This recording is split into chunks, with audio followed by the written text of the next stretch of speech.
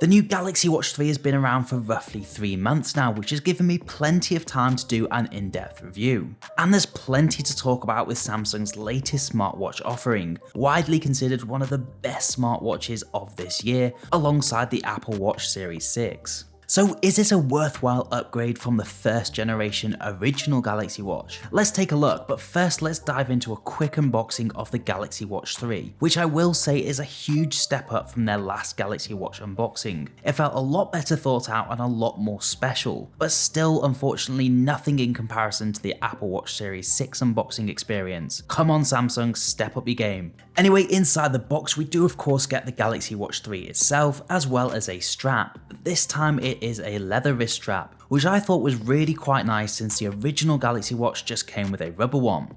You'll also be provided with a charger, this time it's a small disc shape.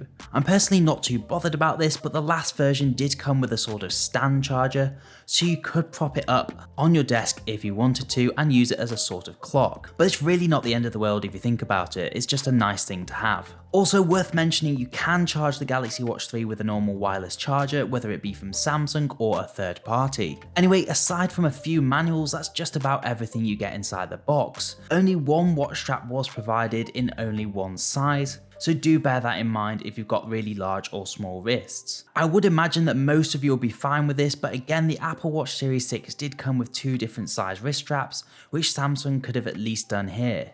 That being said, my overall first impressions are excellent. The watch feels light and has a more traditional feel about it than the last one. It certainly feels a lot less bulky. Hello everyone, welcome back to Tech It Easy. So I'm going to cut all the intros today because there's so much to get through with Samsung's latest smartwatch. So we've just unboxed the Galaxy Watch 3 and I want to continue talking about the design and some of the exterior features. So as mentioned, the Galaxy Watch 3 does have a much slimmer, lighter form factor than the original first generation Galaxy Watch, which was an improvement I sort of expected to see. We can also see a return of the famous rotating bezel. It was intuitive on the original Galaxy Watch and it's just as clever on the Galaxy Watch 3. A couple of other changes, the buttons on the side have changed to some rounder, more clicky buttons if you like, which is a really nice touch. It makes the watch feel a lot more classic and traditional. And I will say they feel a lot more tactile than Samsung's last Galaxy Watch. Lastly, watch sizes are slightly different this time. This here is the 45mm Galaxy Watch 3, also comes in a 41mm version as opposed to the 46mm and 42mm the last version came in. Now don't panic, although they are smaller, the screen size is actually bigger.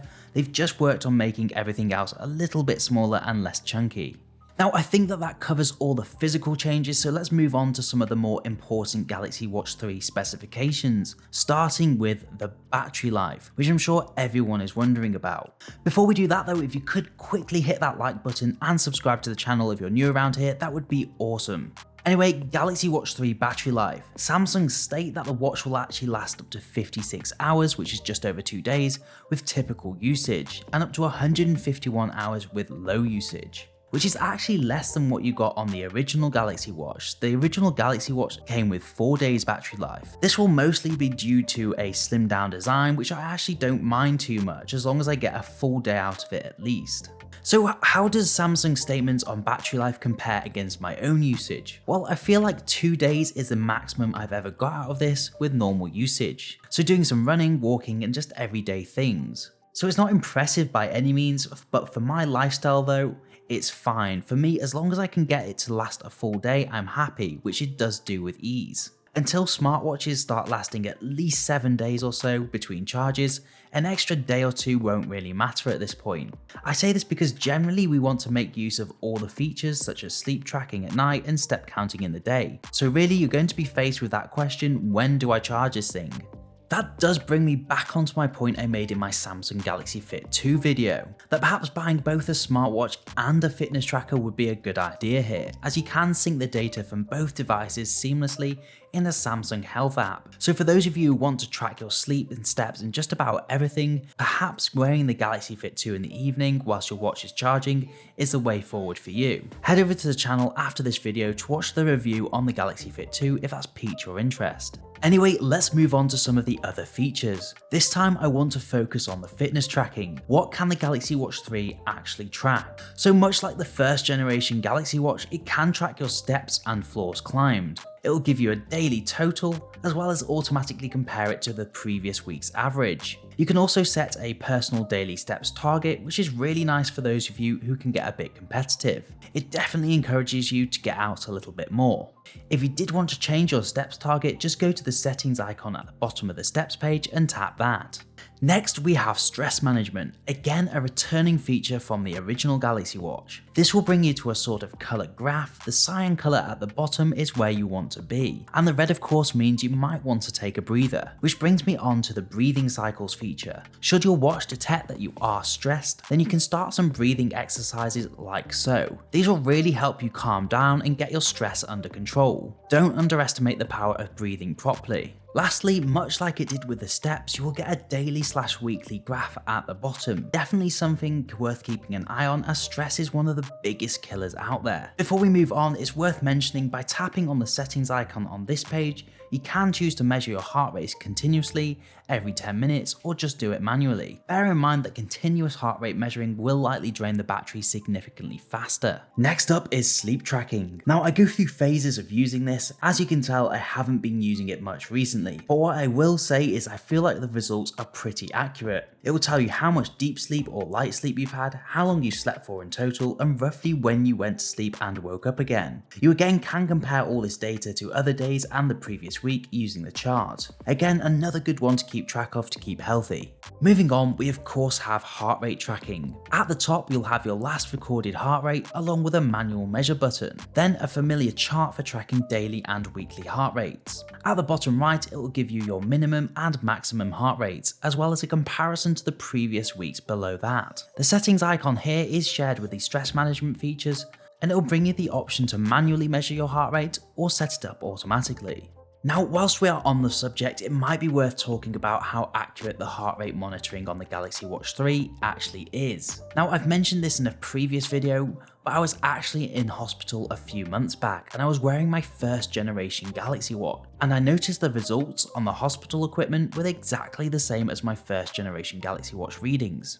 So, using the first generation Galaxy Watch as a baseline, I compared that to my Galaxy Watch 3. Both came out with exactly the same results each time, so I'm confident the Galaxy Watch 3 and indeed the original Galaxy Watch are both extremely accurate. Now, I appreciate there is a lot to cover on the subject of fitness tracking, so do feel free to use the YouTube chapters feature to navigate to specific parts of the video. So next up, we have Samsung's equivalent of the Apple Activity Rings. Again, something nice to have, and it's extremely satisfying to fill all the bars up, and it gets you a little bit competitive with yourself. So pink represents your activity, green is your workout, so how much time you physically spend exercising. This could be a walk, run, swim, you name it. Then blue is your move hourly. So if you have a desk job like me, your watch will buzz at you to remind you to stand up or go for a walk every now and then. Below that, you have another chart comparing your previous days that week. As you can see, I've been extremely lazy this week. Once again, in the settings, you can change your targets to better suit your lifestyle. So one more twist to the right, depending on how you have your watch set up, you'll see the Samsung Health app on your watch. This is essentially your hub for everything we've just talked about. You can also get this up on your phone to take a look at your stats in a little bit more detail. But there's more. You might be aware that Samsung Galaxy Watch 3 has blood oxygen monitoring, and this is where you will find that option. Tapping this will bring you to a similar setup to the heart rate measuring tool. This time you will see a set of instructions telling you to place your elbow on the table and tighten your watch strap up. Then it will start measuring. It's that easy. From what I've seen, this will still have to be something you set off manually, as I can't see an option to do it automatically. Now, additionally, in the Samsung Health app on your watch, there are a few other things we haven't seen yet. First being calorie counting. Again, this is something you will have to enter manually, so just tap the add button and enter how many calories you've had.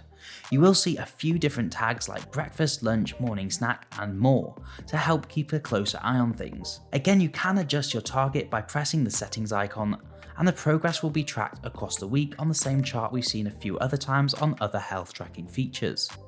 Lastly, you can also track your water intake, again in your manual entry system, with a simple plus button to add 1 cup of water.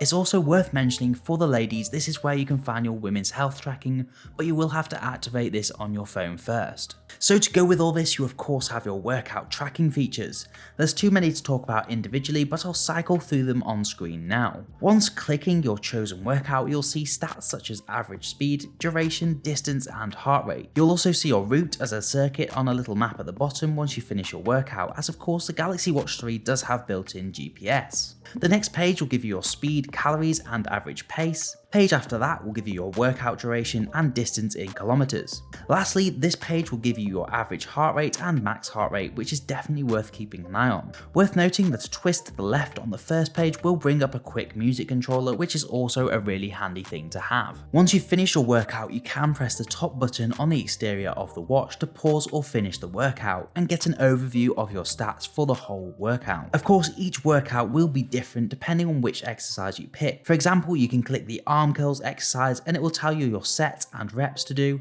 and count them for you. And there really is a lot of options to explore in the workout section, from high intensity cardio workouts to weight training and yoga. There's something for everyone here. Before we move on, I did want to quickly direct you to the running coach, as I found this really handy. Not only does it track your stats, but it actually teaches you how to run properly. The watch will actually talk to you when running, telling you when to speed up or slow down. It'll also read out your average pace to you and split the workout up nicely for you. It will even tell you when you're putting too much pressure on the back or front of your feet.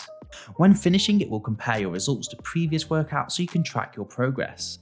Now I think that just about covers all the main fitness aspects of the Galaxy Watch 3. There are a few other things I will leave you to explore, like challenges where you can compete against your friends and see where you are on the leaderboard, and things like the caffeine tracking, which works very similarly to the water intake tracking feature. So what else can the Galaxy Watch 3 do? Well, plenty. You can of course make and receive calls just using the watch itself on both the GPS version and the 4G version. Obviously, if you have the 4G version, you can use the watch to make phone calls without being near the phone if you set it up with your mobile provider. Which brings me on to the important question I've seen a lot of people asking. How do you set up the Galaxy Watch 3 with 4G? Well, unfortunately, not all mobile providers support eSIMs, so I would suggest you check with your provider whether they will support it or not. And it is important that you contact them directly, as some providers, such as 3 in the UK, advertise that they do not support eSIMs on their website. However, if you chat to them, they'll actually tell you just to go into a store and they'll set it up for you. Now, once you've found out whether your mobile provider will support eSIMs, head over to the Galaxy Wearable app and go to Home, scroll down to Mobile Plans and then add your plan from there. Now, before we move on from the mobile features, let's quickly do a microphone test to see how the Galaxy Watch 3 sounds, as of course you can answer calls just using the watch. This is a microphone test for the Galaxy Watch 3. It will pick up a bit of background noise, but overall I'm really quite happy with it. So that was the microphone test for the Galaxy Watch 3, actually very similar sounding to the first generation Galaxy Watch, which did impress me at the time, so no complaints from me. As well as making and receiving calls, you can send and receive text messages. You can either type them directly on the watch, which I'll admit can be a little bit fiddly. You can use quick replies or use text to speech, which is probably going to be your easiest option here. Now obviously it's a tiny screen, so those with worse eyesight might struggle a little bit here, but I personally was very impressed with how easy it was to see the text on such a small screen. I think it's really nice having these features, as I've actually found it keeps me off my phone, which is a weird thing to say coming from a tech YouTuber, but I have to admit it is uplifting not reaching for my phone every 2 seconds. I feel more confident leaving my phone behind, knowing that if I do get an important call, text or email, I can quickly check my watch to see if it's worth my time. And yes, I did just mention emails. The same way you can receive text, you can also receive emails. So there's definitely a few other tricks the Galaxy Watch 3 has up its sleeve, but I think I'll save those for a future video. We've covered a lot of the most important aspects now, so let's quickly recap over the main specs and discuss whether the Galaxy Watch 3 is a worthy successor to the first generation Galaxy Watch. So the Galaxy Watch 3 is of course Bluetooth 5.0 running on Samsung's own Tizen OS, currently version 5.5. Other features include NFC, a 340mAh battery and GPS capabilities. Sensors wise, we have an accelerometer, barometer, gyro sensor, light sensor and optical heart rate sensor. all of which is kept running by 1GB of RAM and the same Xenos CPU as the last Galaxy Watch. Also, you will get 4.3GB of usable onboard storage on the Galaxy Watch 3. To view all this information, you'll be looking at Samsung's crisp Super AMOLED display with a resolution of 360 by 360. Lastly, the Galaxy Watch 3 has an IP68 waterproofing rating, so you'll be fine taking this one for a swim. So after 3 months of use, what do I think? Well, it's impressive, very impressive, but there's not much that's actually changed from the last version. Just things that appear to have been fine-tuned. The biggest change is the design, along with things like blood oxygen monitoring, which is great, don't get me wrong, but would it encourage me to tell you to upgrade from the original Galaxy Watch? Not really. I mean, if money wasn't really an issue, I would say the design is much more comfortable, the display is brighter, and the SpO2 monitoring is there, so yes, go ahead. But this thing will actually set you back just over £400 in the UK for the 4G version. So I'm inclined to tell you that the first generation Galaxy Watch is so much better value here. Recently, it's been going for less than £200. The downside there being the first gen Galaxy Watch will stop receiving updates. But if you're not a serious athlete, then you probably won't need the updates. It's a really tough one because I want to love it, and in a way I do love it. But I feel like this would be a good time to either skip a generation or grab the first gen Galaxy Watch for half the price. After all, what more could you want from a smartwatch that the first Galaxy Watch didn't already do? So yes, very mixed opinion here. I would still recommend this though if you're buying your first Galaxy Watch or even your first smartwatch, but only if you have a little bit of extra cash. It's crisp and snappy and has a whole host of features. So that was the Galaxy Watch 3. Let me know in the comment section what you thought and whether or not you think it is a worthy upgrade. Also, I want to hear from you what you would like to see in the next Galaxy Watch. I'm not going to ramble on anymore because I know this has gone on for so long. So if you could quickly leave a like and subscribe to the channel if you enjoyed the video, that would really help me out. But for now, thank you so much for watching and hopefully I'll see you in the next one. It's not a game, it's a